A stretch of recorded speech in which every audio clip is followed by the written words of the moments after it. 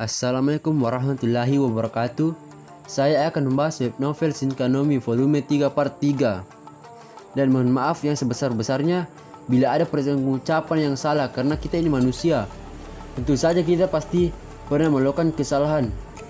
Nah, sebelum kita masuk ke pembahasannya, alangkah baiknya jika kalian like dan subscribe channel ini biar saya semangat buat konten. Tanpa banyak basa-basi lagi, kita langsung saja ke pembahasannya. Mematuhi kata-kata resmi, masing-masing peserta mulai pindah ke garis start. Masing-masing dari mereka khawatir tentang kuda-kuda mereka, membulai leher kuda mereka. Tiba-tiba, semua kuda jatuh ke tanah. Apalagi, jika diperhatikan dengan seksama, yang tersisa hanyalah ekspresi kesombongan yang tidak berguna. Dengan kata lain, semua kuda yang tiba-tiba berhenti bergerak adalah kuda-kuda bodoh. Sementara Rune dan Seichi sedang mengobrol konyol. Komentar itu meniup peluit. Meskipun insiden bodoh terjadi, peserta lain yang aman bergerak ke garis start. Ketika Seichi mendengar hitungan, Seichi berbicara dengan Rune. Setelah mendengar tanggapan tegas Rune, Seichi berpikir bahwa mereka benar-benar dapat memenangkan hal ini. Kecepatan Rune secara mengejutkan lambat, ditinggalkan oleh kuda-kuda lain dalam sekejap mata.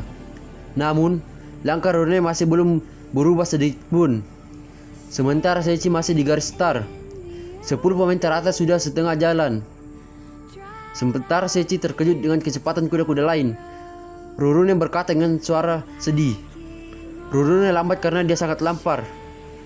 Tidak peduli berapa banyak lagi Seichi menjerit, Rune tidak akan makan rumput tanah.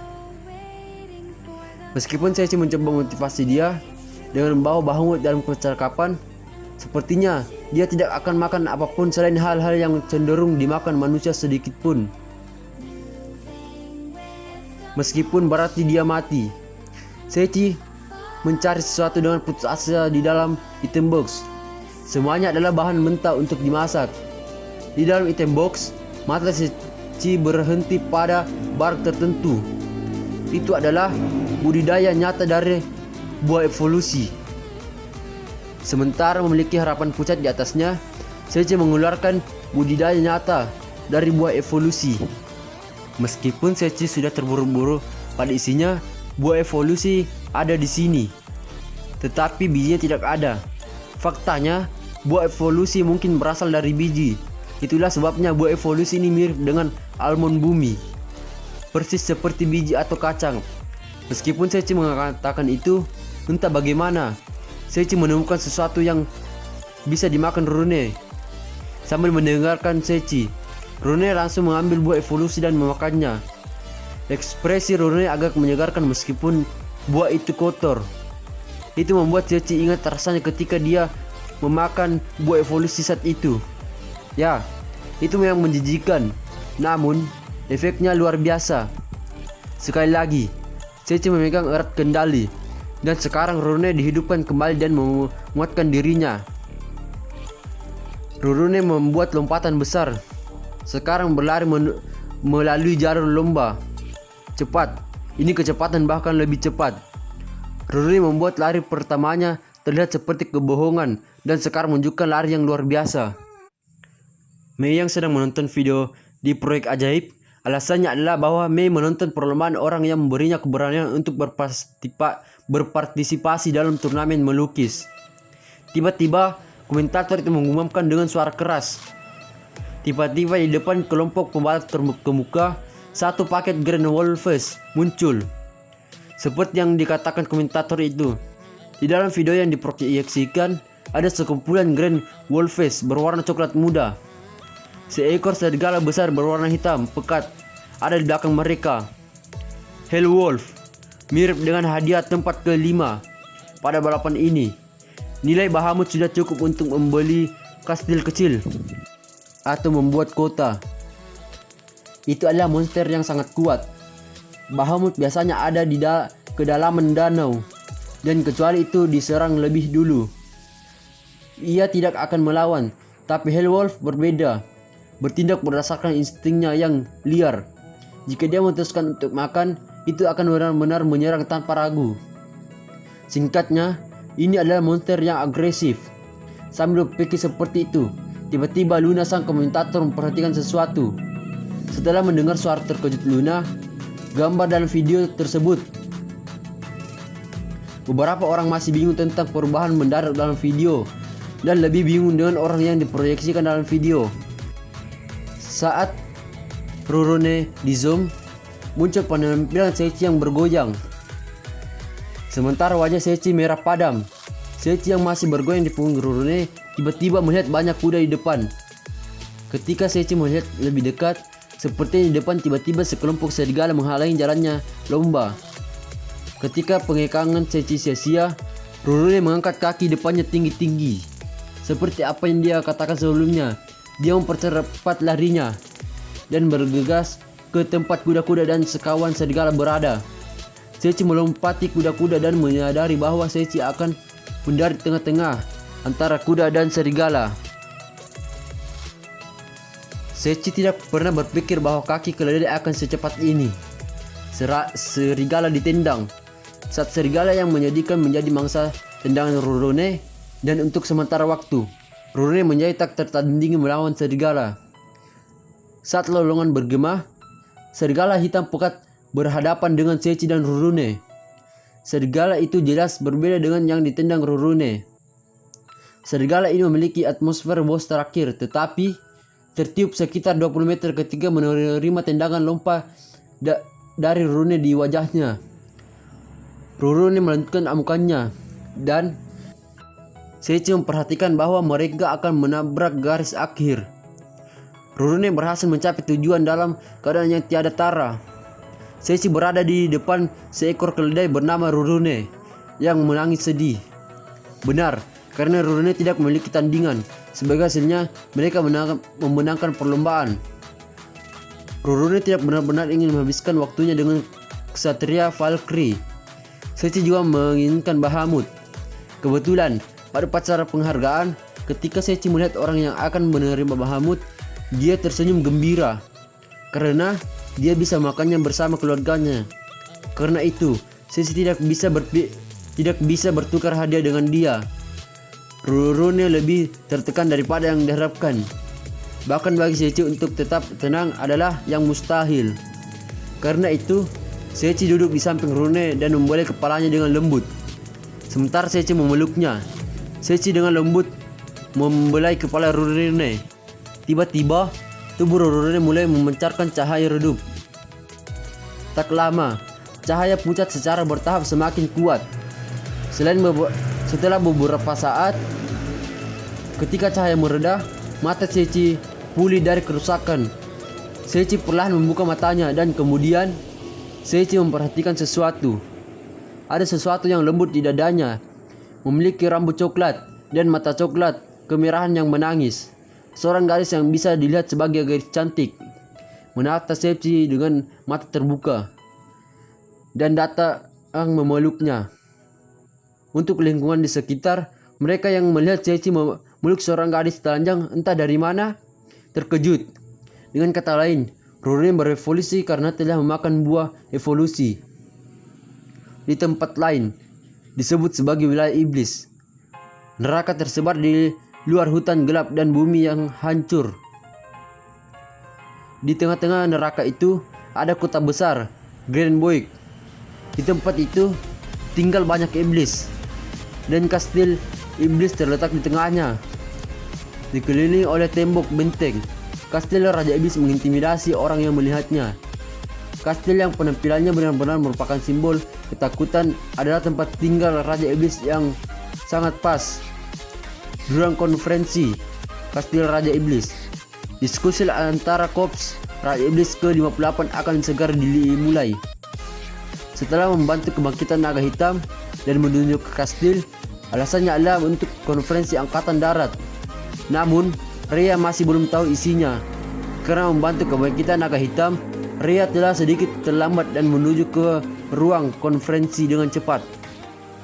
Sambil berjalan menyusuri lantai marmer panjang yang ditutupi karpet merah, Rhea tiba di ruang konferensi. Pintu ruang konferensi terbuat dari kayu tebal, dan itu membuat suara aneh setiap kali dibuka. Korps ketiga pasukan Raja Iblis, Kapten Rhea Farza telah tiba. Setelah menyebut nama itu, pintu otomatis terbuka. Di dalamnya ada kapten lain. Mereka semua duduk mengelilingi satu meja besar. Di titik terjauh meja ada pintu crimson yang mengintimidasi. Berbagai masalah tampaknya muncul di pasukan Raja Iblis. Setelah adegan kecil itu dan menghabiskan sedikit waktu untuk menenangkan diri, pintu merah tua yang jauh di dalam ruang terbuka. Mereka semua berdiri pada saat pintu terbuka. Dari belakang pintu, dua sosok humanoid muncul. Salah satu dari mereka memiliki rambut berwarna nila dengan mata gelap seperti langit malam, dihiasi dengan gaun hitam pekat dan mengenakan di atasnya mantel bulu berwarna sama. Dia berjalan dengan aura yang mengintimidasi, benar-benar seperti seorang penguasa atau raja, dan identitasnya adalah Putri Raja Iblis, Rutia Byuto. Rutia dengan tenang memasuki ruang rapat. Sebelum berhenti di ujung meja, melihat sekeliling, dia mulai berbicara. Saat mereka mendengar kata-katanya, mereka menempatkan senjata, perwujudan kebanggaan dan jiwa. Mereka turun dan berlutut dengan kepala tertunduk. Ini adalah bentuk penghormatan tertinggi bagi iblis.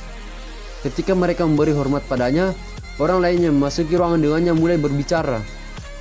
Kurai, itu adalah nama pria yang memasuki ruang bersama Rutia, dan itu adalah pria yang paling Rhea benci. Apa yang dia benci tentangnya adalah sikap merendahkannya, karena dia selalu memandang rendah Rhea dan yang lainnya hanya karena dia adalah ajudan ayah Rutia, sang Raja Iblis. Sayangnya, kemampuan meramalnya selalu akurat, dan ia mampu memprediksi setiap serangan manusia. Itu sebabnya dia selalu tinggal dekat dengan Raja Iblis, sehingga dia bisa melihat bahaya yang mungkin terjadi. Perilaku normalnya juga membuat dipertanyakan apakah dia benar-benar setia kepada Raja Iblis atau tidak. Sepertinya Rhea bukan satu-satunya yang berpikir seperti itu, dan para jenderal lainnya juga merasakan hal yang sama. Kurai terus mengoceh seolah tidak bisa membaca suasana. Itu tidak terlalu penting. Tetapi ketika Rhea berpikir bahwa Rutia mulai berbicara. Setelah menegur Kurai, Rutia menyuruh mereka mengangkat kepala dan memberi isyarat agar mengambil tempat duduk yang layak. Ketika duduk, Kurai mulai berbicara lagi. Karena Kurai keluar dari pintu bersama Rutia, Rhea berasumsi bahwa dia tahu isi pertemuan hari ini. Tapi sepertinya dia entah bagaimana tidak mengerti tentang itu. Alasan mengapa semua orang berkumpul di sini hari ini adalah karena Rutia ingin berbicara tentang aliansi dengan Kerajaan Winberg. Mata mereka terbuka lebar mendengar kata-kata Rutia. Itu karena terikat dalam aliansi dengan Kerajaan Winberg berarti terikat dalam aliansi dengan manusia. Manusia yang sama yang menyegel Raja Iblis dan telah lama menyalahgunakan akan jenis iblis. Jika terus ditahan oleh dendam di masa lalu, mereka tidak akan pernah memiliki hari esok di mana mereka bisa tersenyum. Untuk mendapatkan kembali senyum yang telah hilang, untuk mengatasi masa lalu, Rutia merasa bahwa mereka harus belajar hidup berdampingan dengan manusia. Rutia menyatakan itu dengan mata penuh tekad. Mata itu yang sepertinya masuk ke jiwa mereka, hampir seolah-olah dia adalah Raja Iblis. Itu kisah yang belum pasti. Saat Kurai mencoba mengatakan itu, dia langsung takut oleh pertumpahan darah yang dipancarkan Rutia. Mereka yang berbicara buruk tentang teman-teman Rutia tidak akan dimaafkan. Terkena gelombang haus darah, dengusan Kurai menjadi lebih kasar dari biasanya dan wajahnya menjadi pucat. Tapi Kurai yang tidak tahu kapan harus menyerah mulai berteriak. Tiba-tiba sebelum Kurai selesai, dia terputus oleh suara seseorang yang memukul meja dengan paksa. Rhea merenggut pada Kurai dan bahkan Zorua yang biasanya akan menyembunyikan kesalahannya secara terbuka memelotitinya. Zelos yang biasanya berselisih dengan Zorua juga berdiri untuk berbicara di benaknya di hadapan oleh haus darah yang dikeluarkan oleh dua anggota terkuat. Kurai hanya bisa kembali ke sikap panik sebelumnya dan hanya untuk mengarahkan titik lebih jauh. Jade menambahkan dalam kasus Jade, Wajah Kure memucat karena alasan yang berbeda. Tetapi ketika berhadapan dengan ketiga anggota terkuat dari antara tentara iblis bersama-sama, wajah Kure sudah melampaui pucat, ke titik di mana itu hampir pucat. Kure tidak tahan dan bergegas ke pintu Crimson dari arah dia masuk, menjatuhkan kalimat yang mirip dengan apa yang akan dikatakan anak ayam kecil. Dia lari. Ketika suasana ruangan akhirnya kembali normal setelah Kure pergi, Rutia mulai berbicara lagi. Memang seperti Kekaisaran Kaiser, masih ada banyak negara yang ingin melihat mereka dikalahkan. Di tengah-tengah semua ini, untuk membentuk aliansi dengan manusia pasti memiliki banyak resiko, dan Rutia tahu itu. Tetapi tetap saja mereka tidak punya pilihan selain bergerak maju. Itu sebabnya semuanya, tolong beri aku kekuatan kalian. Menjelang akhir, suara Rutia perlahan melunak. Sebagai satu, mereka bangkit dari tempat duduk untuk memberikan penghormatan terbaik kepadanya sebagai tanggapan. Dalam kegelapan, seorang pria lajang bergumam dengan kebencian pada dirinya sendiri. Suara tahu menjijikkan seorang pria bergema. Kembali ke tempat Seichi berada, Saria dan Al keduanya mendatangi Seichi, dan Rorone yang telanjang dalam jubah terlihat. Kedua mata mereka terbuka lebar dan mereka menegang. Seichi mengatakan bahwa wanita itu adalah Rorone si keledai. Setelah itu, mereka kembali ke penginapan, dan Seichi disuruh duduk tegak di depan Al di kamar yang Saria dan Seichi berbagi. Setelah Al mendengar penjelasan dari Seichi, dia menghela nafas sekali dan menatapnya dengan tatapan mencela. Saria yang tetap diam sekarang mulai berbicara. Ketika Saria mengatakan bahwa gadis itu adalah Rorone, dia tersenyum kepada Rorone yang meringkuk di samping Seichi. Sementara Al mempertanyakan pertanyaan Saria yang tidak mungkin dipahami dengan ekspresi yang sulit. Saria tersenyum dan berubah menjadi gorila Kaiser Kong. Al yang menyaksikan fenomena luar biasa yang tidak terlihat oleh orang biasa membeku untuk sementara waktu. Tak lama kemudian, dia sepertinya sampai pada suatu kesimpulan. Setelah melihat transformasi Saria, Rorone juga tampaknya telah menerima dirinya yang telah berubah menjadi manusia karena benih evolusi. Al pergi untuk membeli pakaian Rorone sekitar 20 menit kemudian. Ketika Al kembali dengan pakaian, mereka segera meminta Rorone untuk memakainya. Rorone datang untuk bertanya dengan malu-malu, tetapi apakah ini cocok untuknya? Lalu Seichi menjawab itu cocok untuknya. Pipi Rorone diwarnai merah dan dia memiliki senyum berbahagia di wajahnya. Sementara Al dengan ekspresi yang sama mengalihkan matanya sambil menggaruk bagian belakang kepalanya. Setelah beberapa saat, tiba-tiba pintu penginapan terbuka dengan dua orang berisik. Dan kemudian Laile menjadi orang pertama yang mendapatkan kembali akal sehatnya, memanggil mereka sambil bingung.